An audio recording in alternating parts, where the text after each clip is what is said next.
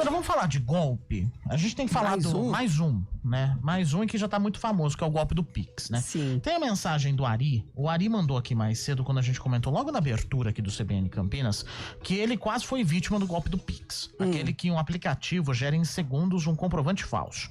Mas aí ele disse que como só finaliza as corridas, né, do aplicativo, depois que o dinheiro cai na conta, deu pra pegar o passageiro no pulo porque o carro dele tem câmera.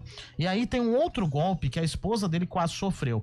A pessoa fez um Pix proposital, no caso de R$1.000, e depois conseguiu entrar em contato com ela para que ela devolvesse o Pix, só que em outra conta. Sabendo desse golpe, a esposa falou que ia entrar em contato com o banco para poder devolver na mesma conta que fez o Pix, né? Que o Pix fizeram para ela. E o golpe é o seguinte: eles fazem o Pix, mas pede para você devolver em outra conta, o que é completamente fora das recomendações. Mas tem alguns mecanismos agora sendo colocados em prática para tentar amenizar esse impacto aí para as pessoas. Os bancos, inclusive, precisam ter nos aplicativos o autoatendimento do mecanismo especial de devolução, chamado MED. O sistema para exatamente recuperar valores em casos de golpes e fraudes com o Pix. Então, o cliente pode fazer o pedido de devolução no aplicativo sem necessariamente ir até uma agência bancária.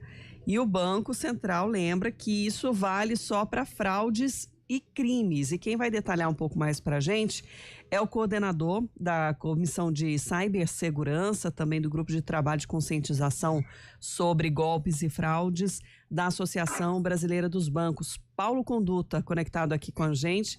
Seja bem-vindo, Paulo.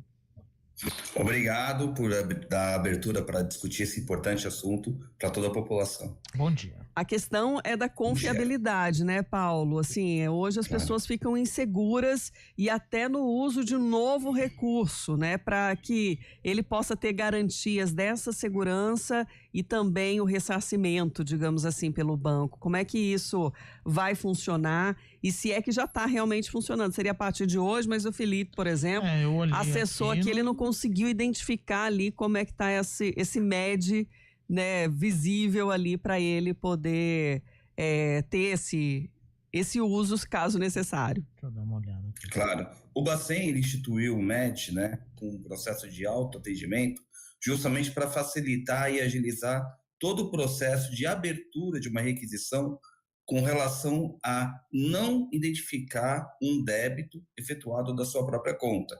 Então, dar esse poder para o usuário agiliza e facilita para ele justamente para que ele antecipe ali e agilize todo o processo ali de restituição. Claro que nem todas as instituições têm o mesmo porte, a mesma capacidade de tecnologia que outros bancos. Então, nós acreditamos que gradativamente os bancos vão introduzir esse contexto dentro ali dos seus aplicativos. E como isso vai acontecer, né? Assim, como é que os pedidos indevidos de devolução eles vão acontecer? A partir do momento que o usuário identificar um valor que esteja saindo da sua conta, ele no próprio aplicativo bancário vai ter um botão que ele vai clicar e automaticamente vai ser aberto um relato de suspeita de fraude, tá? Que o banco de destino vai receber essa informação e vai poder tomar uma ação para justamente fazer o bloqueio daquele valor. A gente entende que é muito mais rápido a gente utilizar a tecnologia do que a gente esperar, por exemplo, a pessoa ligar numa central de atendimento, ter todo aquele processo de autenticação de uma central que é demorada, para só depois a gente fazer a abertura desse relato. Então, o autoatendimento a gente entende como muito positivo para todo o mercado. E aí tem a garantia dessa transparência para o usuário, para ele saber como é que está a etapa aí desse processo. Perfeito. Todo o processo que ele é digitalizado, ele tem uma integridade ali que é preservada. E essa transparência e integridade garante justamente que não vai ter, por exemplo, ali uma pessoa que porventura não entenda o processo ou algo que porventura possa impedir a abertura desse processo pelo próprio cliente. Agora tem usuários que confundem a fraude com erro próprio, né?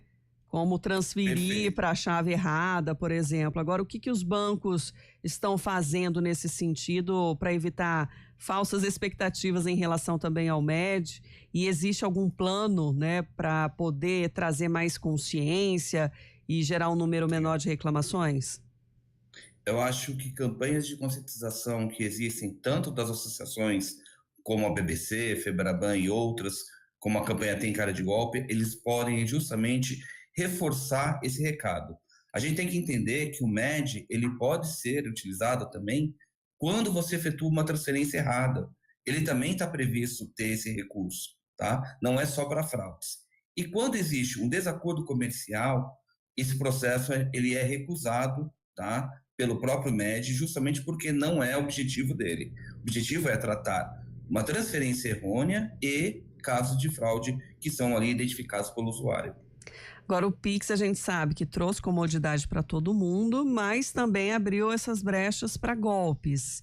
Os bancos, eles são aí corresponsáveis também por parte dessa vulnerabilidade?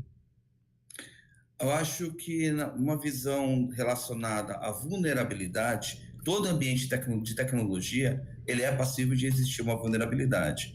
O que os bancos estão fazendo é justamente o quê? Tentando antever os criminosos e justamente utilizando suas equipes de cibersegurança, de antifraude, para fazer controles e barreiras, para justamente evitar que novos golpes sejam criados.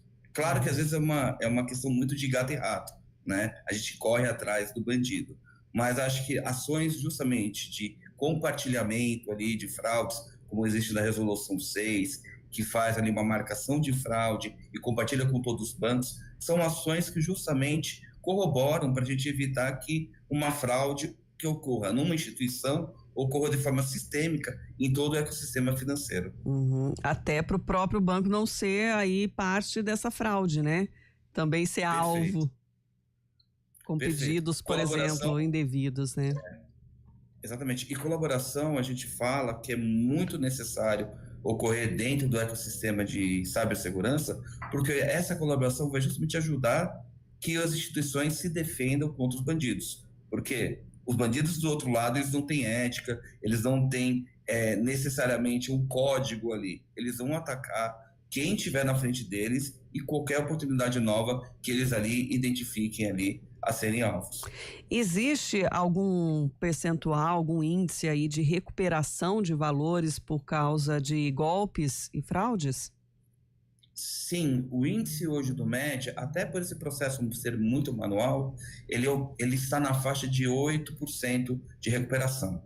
Esse processo de autoatendimento e em logo também o MED 2.0, espera-se justamente aumentar esse processo de efetivação com um maior ganho ali para as instituições e também para o cliente final. Por quê? Agiliza o processo e justamente pode dar maior poder não só para o usuário, como para as instituições, de mapear aonde estão as fraudes ali ocorrendo, né, e fazer os bloqueios ali necessários antes que o fraudador retire aquele valor, né, do sistema financeiro e transfira para uma criptomoeda ou até outros meios ali possíveis de serem feitas a lavagem do dinheiro. Vamos acompanhar então a partir de agora, né, a praticidade disso e se realmente vai ser eficiente, atingindo indicadores um pouco maiores do que esses 8%, né, Paulo? Perfeito. O Bacen vem ativamente fazendo ações, principalmente pelos últimos eventos que ocorreram ali de ataques ao sistema financeiro, e essa fortificação do próprio regulador junto com as instituições, a gente entende que é um benefício levado para o público final. Paulo Conduta, coordenador da Comissão de Cibersegurança, também de ações de conscientização sobre golpes e fraudes da Associação Brasileira de Bancos. Obrigado por estar com a gente, tirando nossas dúvidas, Paulo. Disponha, é um prazer estar com vocês e discutindo esse importante assunto com toda a população. Obrigado. 10h25. 2025. Nosso time entra em campo para te contar cada história do futebol. Em cada canto do planeta, ecoando